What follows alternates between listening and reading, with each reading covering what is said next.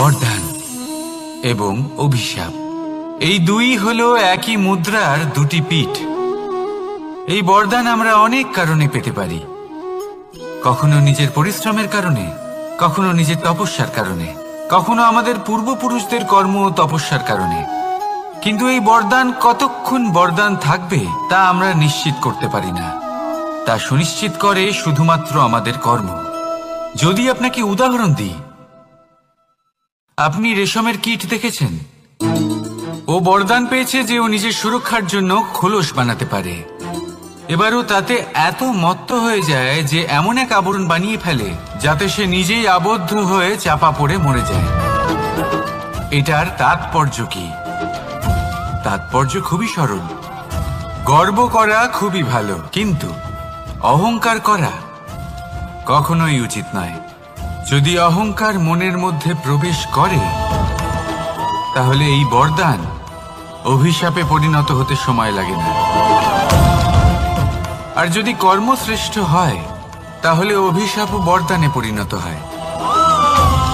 তাহলে আসুন, শ্রেষ্ঠ কর্ম করুন আর আমার সাথে ভালোবেসে বলুন, রাধা রাধা। সুখ, দুঃখ, মৃত্যু, মহামারী, এগুলো কখনো বলে আসে না, আবার জিজ্ঞাসা করেও আসে না। এমনই হয় দ্রুত ক্রীড়ার এই খেলায়। এক কারাগারের মতো, একটা মাকড়সার জালের মতো। যেমন একটা মাকড়সার জাল একটা পোকাকে নিজের দিকে আসতে আকর্ষিত করে, নিজের চমকের দ্বারা, নিজের গঠন দ্বারা। সেরকমই দ্রুত ক্রীড়ার এই খেলা মানুষকে নিজের দিকে আসতে প্ররোচিত করে। শেষে গিয়ে মানুষ আটকা পড়ে। পার্থক্য শুধু এটাই, যখন এক পোকা এই জালে জড়িয়ে পড়ে তখন সে তার প্রাণ হারায়। মানুষ যখন এই দ্রুত ক্রীড়ায় আকর্ষিত হয়, সে নিজের মান, নিজের ধন সব কিছু হারায়, নিজের বিবেক হারিয়ে ফেলে। কিন্তু আপনি আপনার বিবেক কখনোই হারাবেন না। যদি আপনার মনে লোভ চলে আসে, আপনি লোভী হয়ে ওঠেন। যদি আপনি দ্রুত ক্রীড়ার এই খেলায় আটকা পড়েন, তাহলে মনে রাখবেন, এই খেলা থেকে ফিরে আসা প্রায় অসম্ভবই বলা যায়। নিজের বিবেক কখনো হারাতে দেবেন না, কারণ বিনাশ আসার প্রথম লক্ষণ হলো বিবেকের বোধ চলে যাওয়া। এই প্ররোচনায় কখনো পা দেবেন না। আর আমার সাথে ভালোবেসে বলুন, রাধা রাধা। বিজয়, বিজয় লাভের জন্য মানুষ কি না করে থাকে। যে কোনো সম্ভাব্য প্রচেষ্টা করে, কিন্তু নিজের বিজয় লাভের জন্য বাজিতে যা ইচ্ছে তাই রেখে দেওয়া কি উচিত কাজ? কখনোই নয়।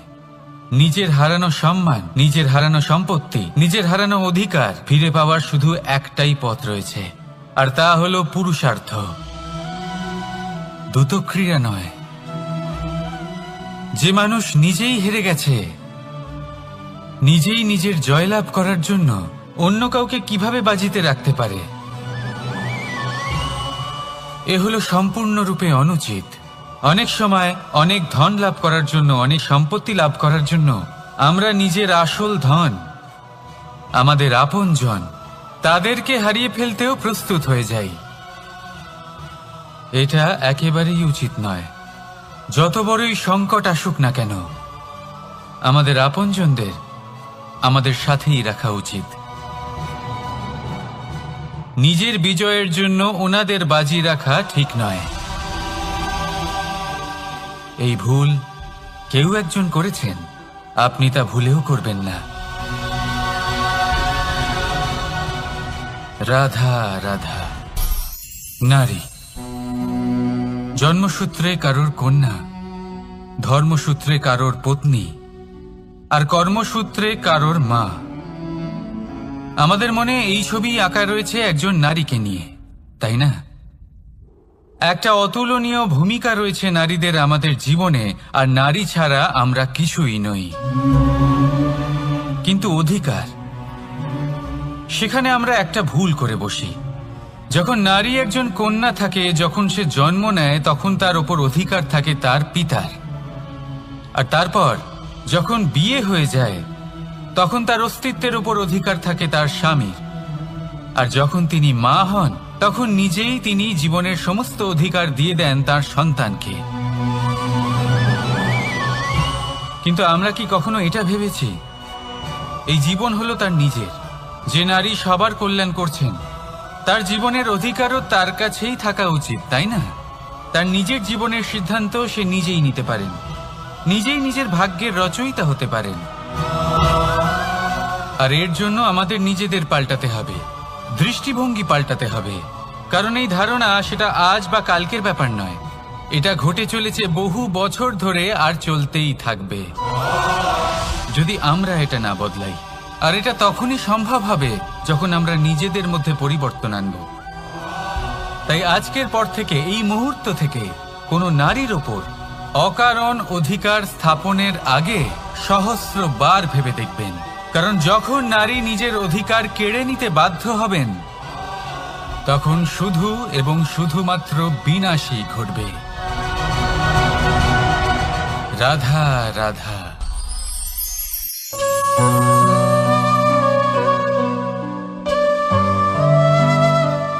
নারী, পুরুষরা যাকে নাম দিয়েছেন ত্রিয়া, কেন দিয়েছেন, কে দিয়েছেন, কেউ তা জানে না। কথায় আছে, পুরুষরা ভাবেন যে ত্রিয়া, ভাবেন একরকম, বলেন অন্য কিছু, আর করেন অন্য কিছুই। কিন্তু সত্যিটা কি এটাই? আসল সত্যি হলো এটাই যে ত্রিয়া হলো সেই চরিত্রহীন পুরুষ আর কেউ নয়। সেই পুরুষ যারা নারীকে বলেন যে আপনি হলেন মা, আপনি হলেন দেবী, আপনি হলেন বোন। আর ভাবেন কি? ভাবেন যে এই নারী হলো আমাদের পায়ের ধুলো আর কিচ্ছু নয়।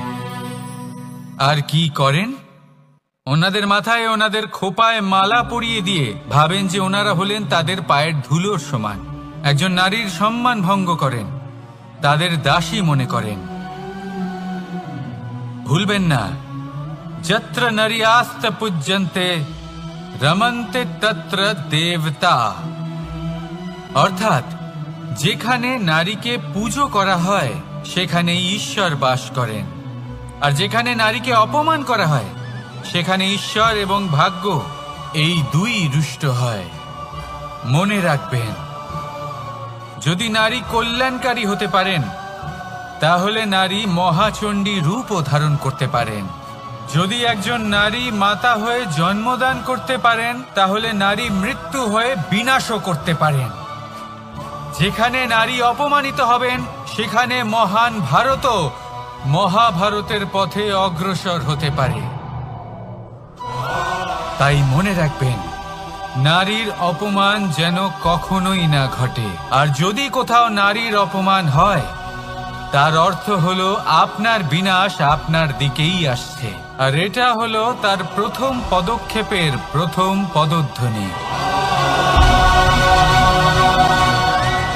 রাধা রাধা।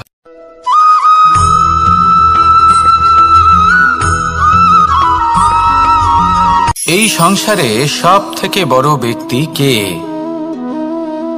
আপনি বলবেন, এ কেমন ধরনের প্রশ্ন? কিন্তু এটা হলো সব থেকে উচিত প্রশ্ন। কেউ এর উত্তর দেবে যে সেই মহাপ্রতাপী রাজা, তিনি হলেন সব থেকে বড় ব্যক্তি, সেই বড় রাজনীতিবিদ, তিনিই সব থেকে বড় ব্যক্তি।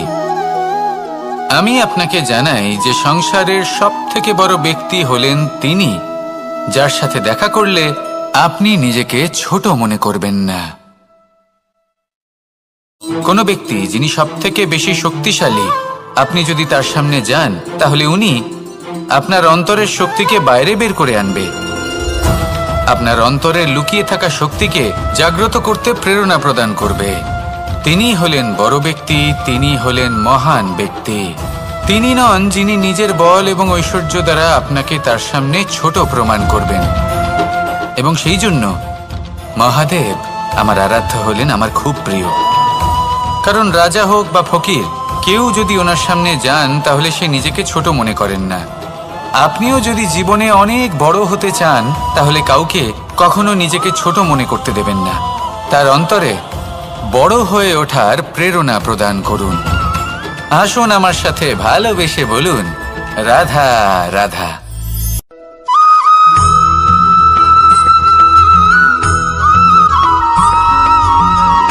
জীবন কিসের উপর নির্ভরশীল? ধনের উপর। বৈভবের অনুভব যদি আপনি করতে চান তাহলে তা পাবেন শুধু একতার দ্বারা, সংগঠনের দ্বারা। যদি আপনাকে উদাহরণ দিই, নিজের এই হাতটাকে দেখুন, 5টা আঙুল রয়েছে। কোনো একটা বস্তুকে নিজের একটা আঙুল দ্বারা তুলে ধরার চেষ্টা করে দেখুন, বড়ই কষ্ট হবে।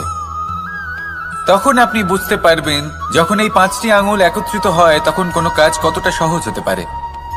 এটাই হলো শক্তি একতার।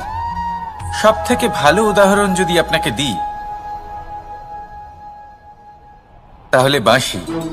এই বাঁশি থেকে অত্যন্ত মধুর সুর নির্গত হয় যা সবার মন প্রসন্ন করে দেয়। এই কথা সত্যি, কিন্তু এই বাঁশি আমি একটা বা দুটো আঙুল দিয়ে বাজাতে পারবো না। আমাকে প্রত্যেকটা আঙুল ব্যবহার করতেই হবে, তবেই এর থেকে মধুর সুর নির্গত হবে যা সকলকে প্রসন্ন করবে, ঠিক কিনা? ঠিক এইভাবেই যদি আপনি চান যে আপনার জীবনরূপী বাঁশি থেকেও মধুর সুর নির্গত হোক বা সবার মনকে প্রসন্ন করে তুলুক, তাহলে আপনাকেও জীবনে একতা নিয়ে আসতেই হবে। আপনি একাও কর্ম করতে পারেন, পথ চলতেও পারেন, সামনেও এগোতে পারেন, সাফল্যও লাভ করতে পারেন। কিন্তু যখন সকলে একসাথে এগোবেন, সেই পথে চলবেন, সেই কর্মই করবেন, তখন লক্ষ্যে অবশ্যই পৌঁছবেন, সাফল্য অবশ্যই লাভ করবেন। কিন্তু সেই সাফল্য এবং তার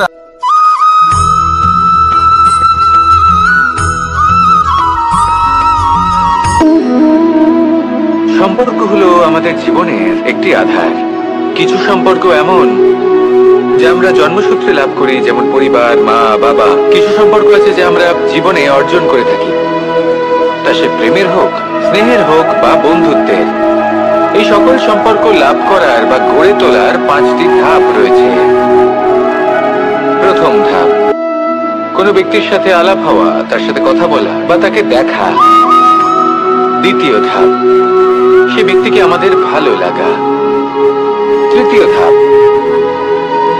আমাদের এটা চাইতে শুরু করা যে জীবনে এই ব্যক্তি যেন আমাদের বন্ধু হন, আমাদের জীবনে থাকেন, বা আমাদের কাউকে ভালোবেসে ফেলা। আর এটা আমাদের ভাবা বা চাওয়া যে সেই ব্যক্তি যেন আজীবন আমার সাথে থাকেন, আমার জীবনে আমার সাথী হয়ে।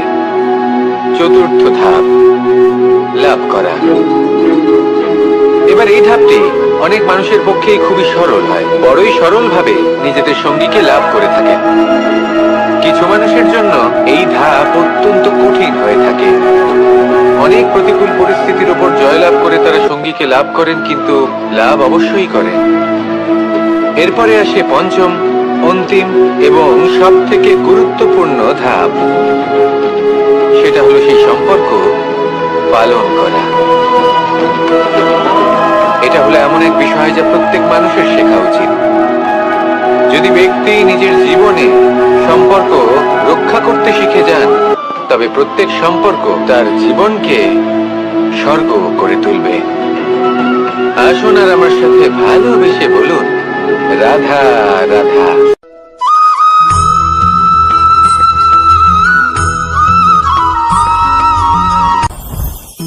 জীবনে কিছু শেখা অত্যন্ত গুরুত্বপূর্ণ। এবার কি কি শিখতে হবে সেই সব শেখানোর জন্য অনেক শিক্ষক রয়েছেন, কিন্তু কি শিখবেন না আর কি করবেন না এটা আমাদের নিজের অভিজ্ঞতা দিয়ে শিখতে হয়। কিন্তু তার মানে এটা নয় যে যদি আপনাকে শিখতে হয় যে আগুনের তাপ কতটা, আপনাকে আগুনের মধ্যে হাত দিতে হবে। না, অন্য কারোর অভিজ্ঞতা দ্বারাও শিখতে পারেন। প্রশ্ন শুধুমাত্র একটাই যে আপনি কি শিখতে চান নাকি চান না। যদি আপনি এটাই ভাবেন যে আমি শুধুই নিজের অভিজ্ঞতা দ্বারাই শিখতে চাই, তাহলে জীবনকাল ছোট মনে হবে, অনেক কিছুই শিখতে পারবেন না।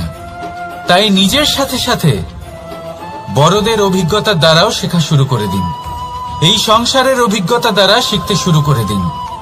আর এটা নিশ্চিত রূপে শেখা আবশ্যক যে কখন কি করবেন না, কোথায় থামতে হবে আর কোথায় থামবেন না।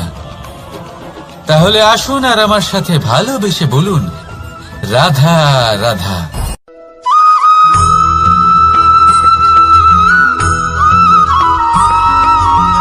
ভালো, শুধু ওনাদের কঠোর ব্যবহার দেখলে আমরা একটু ভয় পেয়ে যাই।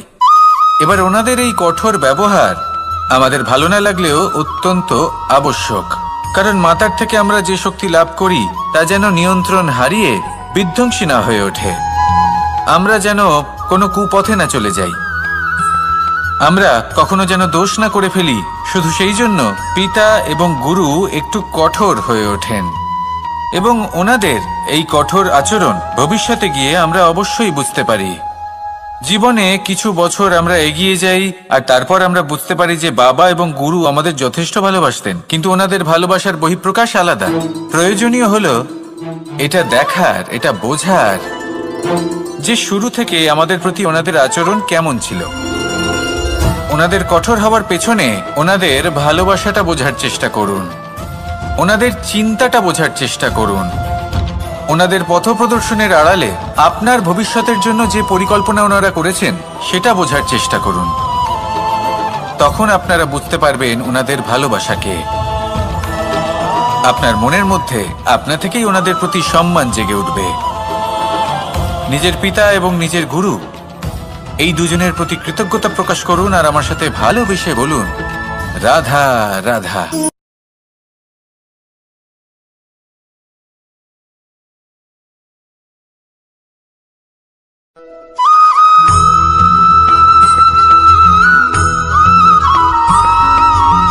পঞ্চতত্ত্বের মধ্যে দ্বিতীয় তত্ত্ব হল ধরণী, ভূমি, যাকে আমরা ধরণী মাতা বলি। এই ধরণী ধৈর্য ধারণ করে আর এর ওপরেই আমাদের সমগ্র সংসার নির্ভরশীল, কারণ এই ভূমি সহ্য ক্ষমতা রাখে। এর সহ্য ক্ষমতা হল অপরিসীম। সন্তান যতই আঘাত প্রদান করুক না কেন প্রেম পূর্বক সহ্য করে আর তার বদলে অমূল্য রত্ন প্রদান করে। সন্তান যদি হাল চালায় তাহলে তার বদলে তাকে অন্ন প্রদান করে। এটাই হলো ধরণী। এবার এর থেকে আমরা কি শিক্ষা পেতে পারি? এটাই যে কারোর জন্য কিছু করা বা কাউকে কিছু দেওয়া মনে কোনো কামনা ছাড়াই। আর এই কথাটা বুঝে যান, যদি কারোর জন্য কামনা না রেখে বা কোনো পাওয়ার আশা না রেখে কারোর জন্য কিছু করেন বা কারোকে কিছু দেন, যদি এটা আপনি শিখতে পারেন তবে আপনি ভালোবাসতে শিখে গেছেন। আর সেই জন্যই এই ধরিত্রীকে মাতা বলা হয়, কারণ মাতা শুধু উনি নন যিনি গর্ভে সন্তানকে ধারণ করেন, মাতা তো উনিও যিনি জীবন বাঁচতে শেখান, যিনি জীবন বাঁচার উদাহরণ প্রদান করেন। তাহলে ধরণীর থেকে এই নিঃস্বার্থ ভাব শিখুন, নিঃস্বার্থ ভালোবাসা শিখুন, আর এই ভালোবাসার সাথেই বলুন, রাধা রাধা।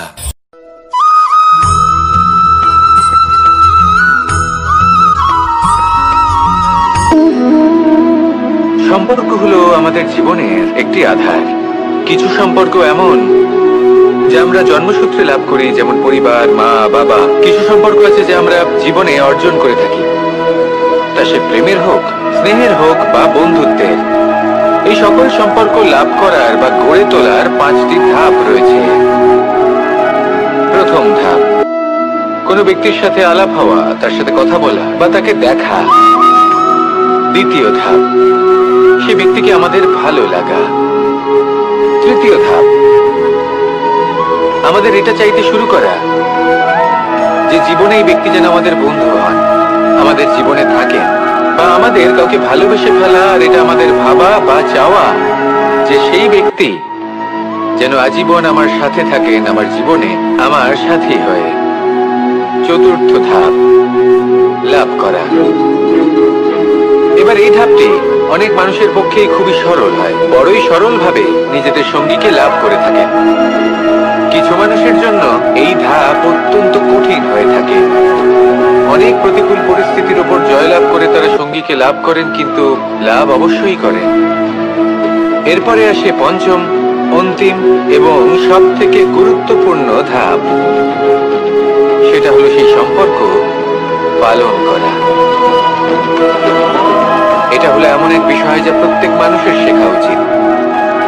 যদি ব্যক্তি নিজের জীবনে সম্পর্ক রক্ষা করতে শিখে যান, তবে প্রত্যেক সম্পর্ক তার জীবনকে স্বর্গ করে তুলবে। আসুন আর আমার সাথে ভালোবেসে বলুন, রাধা রাধা।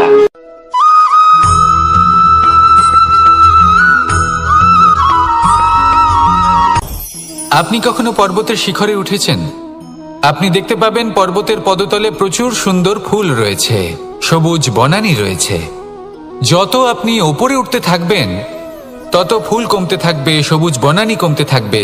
আরো কিছুটা ওপরে উঠলে কাঁটা জাতীয় গাছ দেখতে পাবেন, শুকনো গাছ দেখতে পাবেন।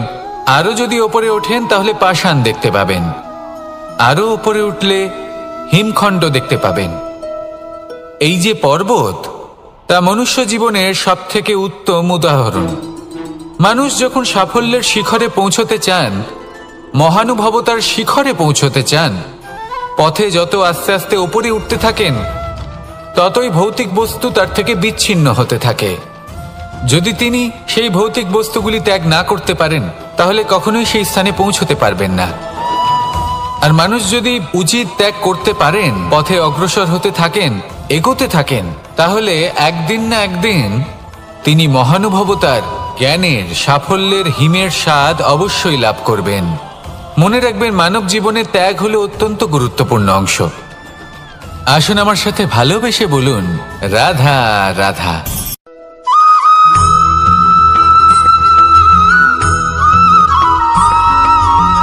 মানুষের মানসিকতা এমন হয় যে সে যতটা করে আশা করে যে তার থেকে অনেক বেশি তার বদলে সে পাবে।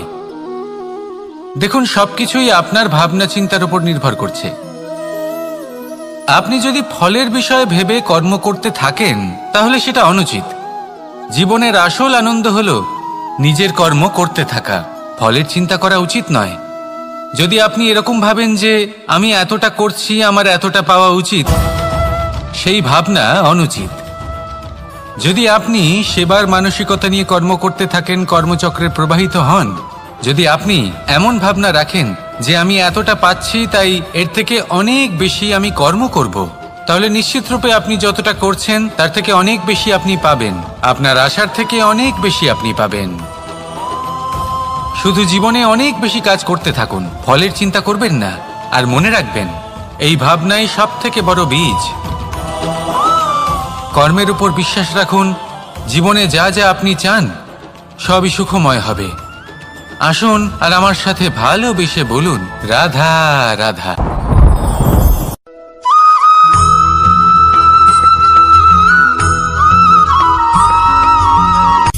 সূচের শেষে একটি ছিদ্র থাকে, যার দ্বারা আমরা এই সুতো পরাতে পারি। আর তারপর সূচের সাহায্যে এই সুতো দিয়ে বস্ত্র সেলাই করা যায়। কিন্তু যদি সুতোটা সোজা করে ধরা না হয়, তাহলে সূচে কখনো এই সুতো পরানোই সম্ভব নয়। যদি এতে কোনো গিঁট পড়ে, তখন তা কখনোই এই ছিদ্র দ্বারা প্রবেশ করা সম্ভব নয়। ঠিক এইভাবেই যদি আপনি কারোর জীবনে প্রবেশ করতে চান, কারোর অন্তরে প্রবেশ করতে চান, তাহলে আপনাকেও সহজ থাকতে হবে। এতে কোনো গিঁট থাকলে চলবে না, অর্থাৎ মনে যাতে কোনো মালিন্য না থাকে, যেন কোনো কুচিন্তা না থাকে। যদি এসব থাকে, তাহলে আপনি কখনো কারোর জীবনে প্রবেশ করতে পারবেন না। আর যদি কোনোভাবে আপনি প্রবেশ করেও যান, তাহলে তার মনে ঘর করতে পারবেন না। নিজেকে এই সুতোর মতন করে তুলুন, সহজ। মনে যেন কোনো কুচিন্তা না থাকে, সবার প্রতি যেন সদ্ভাবনা থাকে, শুভ চিন্তা থাকে। এমনটা করতে থাকুন। এমন একটা দিন আসবে যেদিন এই সমস্ত সংসারের ব্যক্তির মনে আপনি বাস করবেন। আর তখন এই মন প্রসন্ন হয়ে বলবে, রাধা রাধা।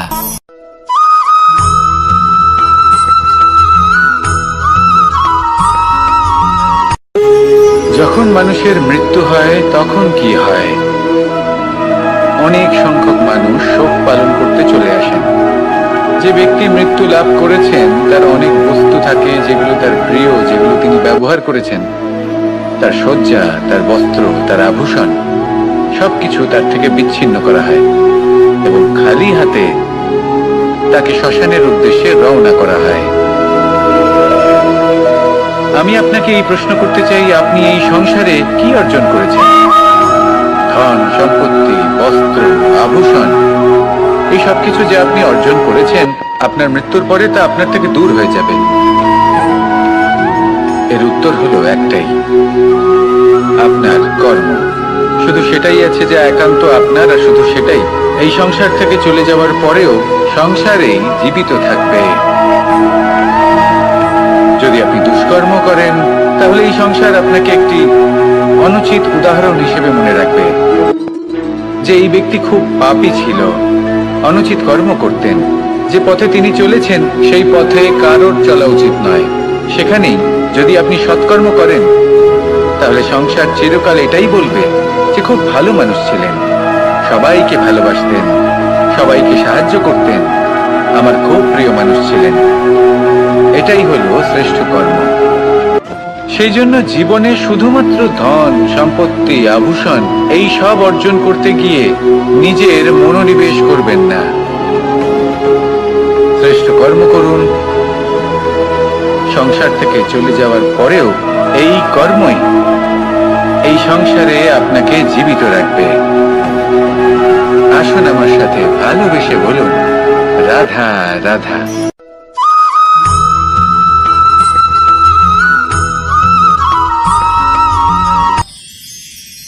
মানুষ তার জীবনে দুই ধরনের পরিস্থিতিকে খুব ভয় পায়। এক, কোনো কারণবশত কারোর সামনে নত হওয়া। দুই, কোনো কারণে নিজের চরিত্র থেকে, নিজের মূল্যবোধ থেকে বিচ্যুত হওয়া। এবার কেন হয় এরকম যে কথায় কথায় কারোর সামনে নত হতে হয়? কেন বারংবার নিজের চরিত্র থেকে চ্যুত হতে হয়? এরকম কেন হয়? এটা তখনই হয় যখন আমাদের শিক্ষা এবং মূল্যবোধের অভাব থাকে। যদি মানুষের মধ্যে প্রকৃত শিক্ষা থাকে তাহলে এই সংসারে কোনো সময় এবং কারোর সামনেই নত হওয়ার কোনো প্রয়োজন নেই।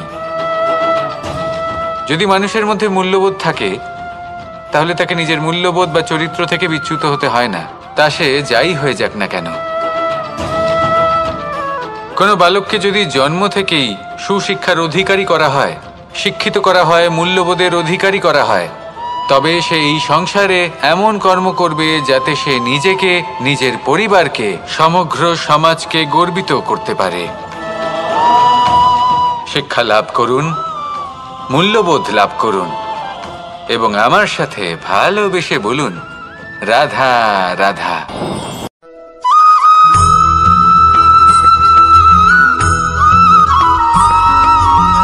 কথায় আছে যে এমন কোনো অক্ষর নেই যার দ্বারা কোনো মন্ত্র হয় না। এমন কোনো বনস্পতি নেই যা নিজেই একটা ঔষধি নয়। পৃথিবীর এমন কোনো ব্যক্তি নেই যার মধ্যে কোনো যোগ্যতা থাকে না। শুধু প্রয়োজন হলো যে ব্যক্তিকে আমরা খুঁজে চলেছি তাকে সঠিকভাবে চিনে নেওয়া। যদি তার যোগ্যতা, তার বিশেষত্ব আমরা বুঝতেই না পারি তাহলে আর লাভ কি রইল? এই সংসারে এমন অনেক ব্যক্তি রয়েছেন যারা ছোট